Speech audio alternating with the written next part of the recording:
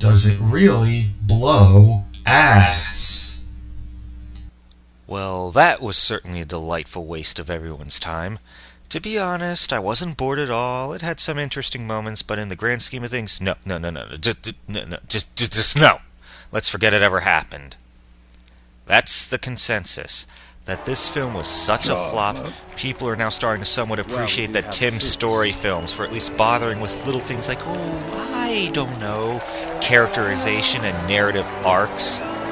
So this is a good time to look back at the Fantastic Four movie from 10 years ago, and for the occasion, I'll be watching the extended edition for the first time. I remember seeing that first teaser long ago and getting super hyped for it. Love of F4 rubbed off on me from my father, who read the comics in their early years, and the 60s tune was on Cartoon Network, so I saw it along with 90s X-Men and Spider-Man. So I had this notion that a Fantastic Four movie, with them busting into Latveria and having to evade all of Doctor Doom's gizmos and shit, would be the coolest comic book movie ever. But then I saw it, and now, 10 years later, I'm still okay with it. Not overly pleased because it's a timeless masterpiece, mind you, but just cool with it. Is this me still refusing to acknowledge its crap because of how invested I was beforehand? I don't think so. I was also hyped for X-Men 3, and was quite disappointed with that film, almost as much as that! You miss me. But let's start with what's at the heart of Fantastic Four, its characters. This is probably where, in hindsight, people realize how good they had it before. Remember the flap about Michael B. Jordan playing the Human Torch? Turned out a black Johnny Storm was the least of that film's problems, as he was the only one of the four that was somewhat intriguing. Kate Mara and Jamie Bell were there just because their characters were required to be there, not because they were cleverly written in to feel as if they belonged.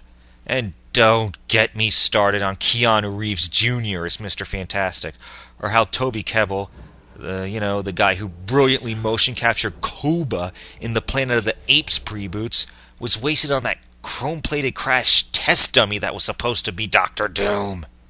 Now, let's look at it done right.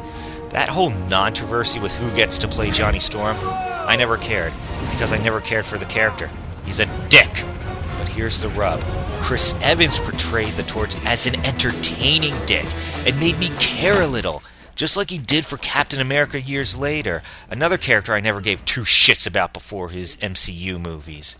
The Invisible Woman, people bitch about Jessica Alba's supposedly non-existent acting talent, but she sold me on her role. I could just taste her exasperation with the dopes she was stuck with. I felt something coming from her character, and unlike that, there was actually a little chemistry between her and Reed Richards. Speaking of Mr. Fantastic, Johan Gruffudd embodied the rubbery egghead quite well in my opinion, coming off as brilliant and enthusiastic, but also flawed. But the one who really stole the show was, of course, Michael Chiklis as the Thing. Nothing shows how dedicated he was to the role like his insistence on the costume and ungodly long makeup sessions, when he could have just voiced a CGI rock monster and called it a day. To this day, I still look at him in costume and go, yeah, that's Ben Grimm. It was said that the decision was also made by looking at how Hulk 2003 was panned, a lesson obviously forgotten by the people behind that. But what about their nemesis, Victor Von Doom? To be honest, I wasn't thrilled with the Lex Luthorish angle given the character, and Julian McMahon's voice isn't what many of us imagined for the bombastic Latvian dictator. Still, there was effort to illustrate Doom's petty anger and madness bubbling up to the surface, his slow transformation into a supervillain, and it helped, especially when compared to the piece of melted plastic that showed up in that. As for getting his powers from the cosmic storm, it never bothered me. It just felt like organic web-shootering his long-range energy attacks and metallic armor, as opposed to whatever his powers were in that. However, unlike with Raimi's Peter Parker, there was very little to hammer home that this Doom is still a super genius on par with Reed, but at the very least, when Julian McMahon emerges in full costume for the first time, there is no doubt you are looking upon doom. Speaking of which, I absolutely love the quartet's costumes in this movie. Now, sometimes a film can get away with a character's costume from the comics being unchanged for the movie, but the Fantastic Four simply cannot. We've seen why with the unreleased 1994 movie. Enough said. Here, they all look slick and sleek, but they're blue and they got the 4 on the suits, a spiffy update, but you take one look and know who they're supposed to be. Oh, and as a bonus, instead of swim trunks, the thing wears pants! Pants! Pants! Sing the praises of pants! When it comes to costumes, we saw the complete opposite in that. What about the plot and the flow of the movie? Well, unlike that, things get rolling pretty fast. The characters get their powers in less than half the time, and in addition to the clash with Doom at the end, they mess around with their powers for our enjoyment quite a bit. The whole scene with the Thing pulling that fire truck back on the bridge still gets me. But that bit right before it, yeah, the whole thing with Jessica Alba stripping and turning invisible, while the other two are able to sneak past anyway, still strikes me as quite fucktarded. But the extended cut had some quiet character bits that really added to the whole package, such as Johnny's dickery finally getting out of hand, and the accusing looks he gets finally start to sober him up.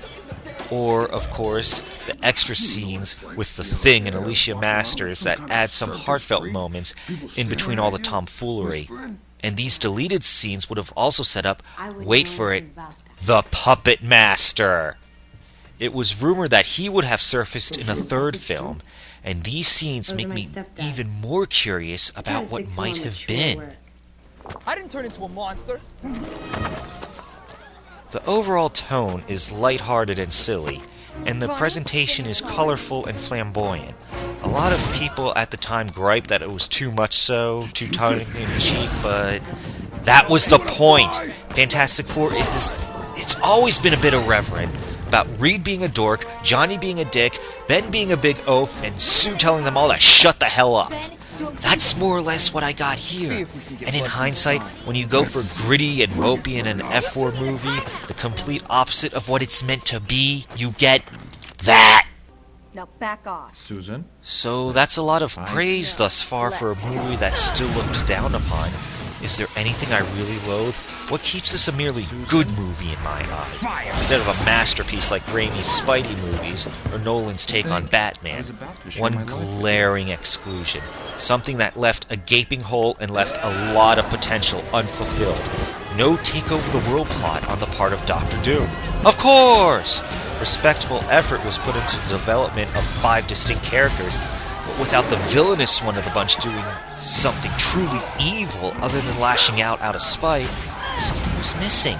Sure, Doom has always been a petty dillhole, but he's also a well-intentioned extremist who truly thinks he can run roughshod over everyone and succeed where others failed. If some plot element involving such sinister antics could have been transplanted in there, this really would be the ideal F4 origin movie. Instead we get, oh, come on, the public's first glimpse of the majesty that is Doom is him emerging from a dump truck? A farking dump truck? But hey, it is what it is. Despite the lack of some of what makes Doom Doom, and a nefarious plot worthy of him, it was still entertaining, and actually had me looking forward to the follow-up. Unlike that. That had me thinking, yeah, okay, that was interesting. Now pull a Sony and give the rights back to Marvel so fans can get the F4 movie they deserve.